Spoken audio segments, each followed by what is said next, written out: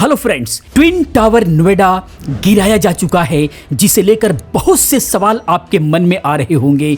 जिन सवालों का जवाब मैं इस एक ही वीडियो में देने की कोशिश करूंगा, जैसे क्यों गिराया गया ट्विन टावर, क्या था पूरा मामला, इसका मालिक कौन था, कैसे गिराया गया, इसे गिराने में कितना खर्च आया और ये खर्च किसे देना पड़ा।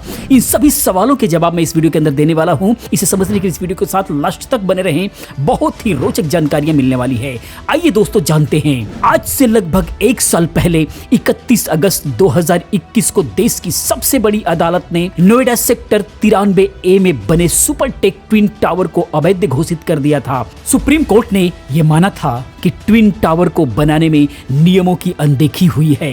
इतना ही नहीं, इस मामले में नोएडा अथॉरिटी के भ्रष्टाचार में लिप्त होने पर सुप्रीम कोर्ट ने सख्त टिप्पणी की थी और आदेश दिए थे कि 3 महीने में यानी नवंबर 2021 तक टावर को गिरा दिया जाए। इस फैसले को एमराल्ड कोर्ट सोसाइटी के बायर्स की बड़ी जीत की तरह देखा गया, क्योंकि रियल एस्टेट के सेक्टर में ये बायर्स और बिल्डर्स के बीच का एक बड़ा संग्राम था, जिसमें बायर्स की जीत हुई थी। तो चलिए आपको बताते हैं कि आखिर टावर को सुप्रीम कोर्ट ने अवैध घोषित क्यों किया। दरअसल ट्विन टावर के बगल में बनी सोसाइटी के दूसरे टावर के लोगों ने ट्विन टावर के खिलाफ कानूनी लड़ाई लड़ी थी, क्योंकि उनका मानना था कि यह अवैध तरीके से बनाया जा रहा है। इस लड़ाई को लड़ने वालों का कहना था कि यह लड़ाई आसान नहीं थी।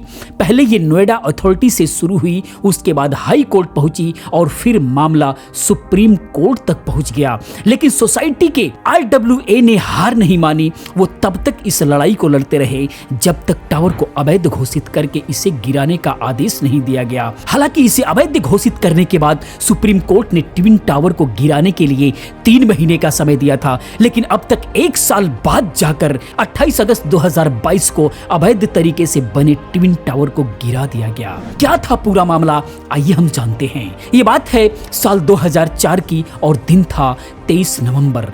नोएडा अथॉरिटी ने इस दिन सेक्टर 93A में ग्रुप हाउसिंग का प्लाट नंबर 4 एमराल्ड कोर्ट को आवंटित किया। इस प्रोजेक्ट के तहत अथॉरिटी ने ग्रुप हाउसिंग सोसाइटी को 14 टावर का नक्शा आवंटित किया था, जिसमें सभी टावर ग्राउंड फ्लोर के साथ 9 मंजिल तक पास किया गया।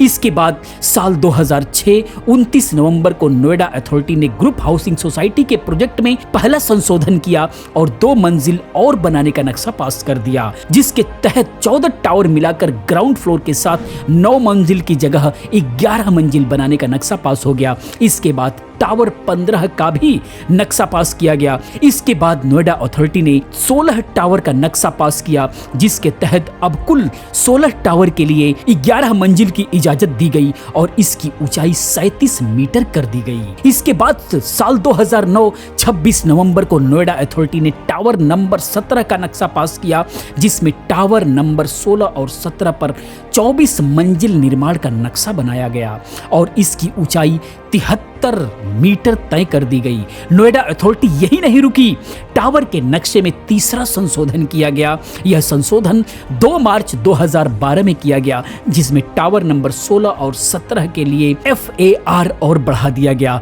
इसके तहत इन दोनों टावर की ऊंचाई 40 मंजिल तक करने की इजाजत दी गई और इसकी ऊंचाई 121 मीटर तक की तय कर दी गई। इस मामले में RWA के अध्यक्ष उदयभान सिंह बताते हैं कि नेशनल बिल्डिंग कोड का नियम है कि किसी भी 2 आवासीय टावर के बीच में कम से कम 16 मीटर की दूरी जरूर होनी चाहिए, लेकिन इस प्रोजेक्ट में टावर नंबर 1 और ट्विन टावर में 9 मीटर से भी कम की दूरी है। उन्होंने बताया कि जहां पर टावर नंबर 16 और 17 बनाए गए हैं, वहां पर बिल्डर ने लोगों को जब फ्लैट दिया था तो उसे ओपन स्पेस दिखाया गया था।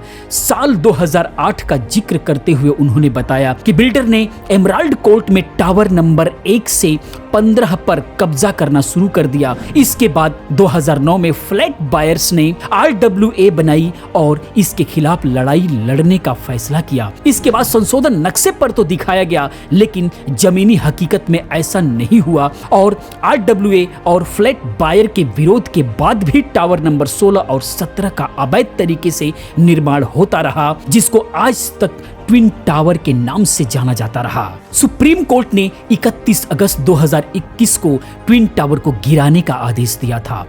पर इसके लिए कोर्ट ने 3 महीने का समय दिया था, लेकिन तब ऐसा नहीं हो पाया, जिसके बाद इसकी तारीख बढ़ाकर 22 मई 2022 कर दिया गया था। लेकिन तब भी तैयारियां पूरी नहीं हो पाई और टावर नहीं गिर पाया। सुप्रीम कोर्ट ने इस मामले में टावर गिराने वाली कंपनी को 3 महीने का समय और दिया। इसके बाद से 21 अगस्त 2022 को गिराया जाना था, लेकिन तब टावर गिराने वाली कंपनी एडिफिस इंजीनियरिंग को एनओसी नहीं मिल पाई थी, इसीलिए 1 हफ्ते और बढ़ा दिया गया और फाइनली 28 अगस्त 2022 को टावर गिरा दिया गया। अब हम बात करते हैं उस सवाल की जिसका जवाब जानने के लिए आप बहुत ही ज्यादा उत्सुक रहे हैं। वो सवाल है कि इस टावर का मालिक कौन था। तो एमराल्ड कोर्ट परियोजना के तहत बने ट्विन टावर सुपरटेक लिमिटेड नाम की कंपनी के थे, जो एक निजी कंपनी है। कंपनी 7 सितंबर 1995 में स्टार्ट की गई थी। सुपरटेक के संस्थापक RK अरोड़ा हैं। उनकी 34 कंपनियां हैं। RK अरोड़ा की पत्नी संगीता अरोड़ा ने 1999 में दूसरी company Supertech builders and promoters private limited के नाम से शुरू की थी। सुपरटेक कंपनी ने अभी तक नोएडा, ग्रेटर नोएडा, मेरठ, दिल्ली, NCR समेत देश भर में 12 शहरों में अपने प्रोजेक्ट लॉन्च किए हैं। कंपनी को इसी साल नेशनल कंपनी लॉ ट्रिब्यूनल ने दिवालिया घोषित कर दिया था। इस पर करीब 400 करोड़ रुपए का कर्ज बकाया है। अब हम बात करते हैं फाइनली कि ट्विन टावर गिराने में कितना खर्च आया और ये खर्चा किसने दिया। ट्विन टावर को बनने में करीब 200 करोड़ रुपए से अधिक का खर्च आया था। वहीं इसे गिराने की लागत लगभग 20 करोड़ रुपए बताई जा रही है, जिसमें 5 करोड़ रुपए सुपरटेक दे रही है और बाकी के 15 करोड़ रुपए मलबे को बेचकर जुटाया जाएगा। तो दोस्तों, ये था ट्विन टावर के पीछे का राज कि ट्विन टावर क्यों गिराया गया और इसके पीछे कौन कौन लोग थे, क्या कारण था, क्या था इसका गिरने का कारण और कौन था इसका मालिक। मैं उम्मीद करता हूं कि आपके सभी सवालों का जवाब मिल गया होगा। दोस्तों, ये वीडियो इन्फॉर्मेशन कैसा लगा प्लीज आप कमेंट में जरूर बताएं। इसी प्रकार की बहुत सारी वीडियोस को देखने के लिए चैनल को सब्सक्राइब करें, क्योंकि इस टाइप की खबरों पर हमेशा हमारी टीम की नजर बनी हुई है, जिनको कलेक्ट करके आप तक पहुंचाने का काम कर रही है। उनका हौसला बढ़ाने के लिए वीडियो को लाइक भी करें, चैनल के साथ बने रहें। मिलते हैं अगली वीडियो में किसी और अच्छी इन्फॉर्मेटिव वीडियो के साथ में। पूरी वीडियो देखने के लिए आपका बहुत बहुत धन्यवाद।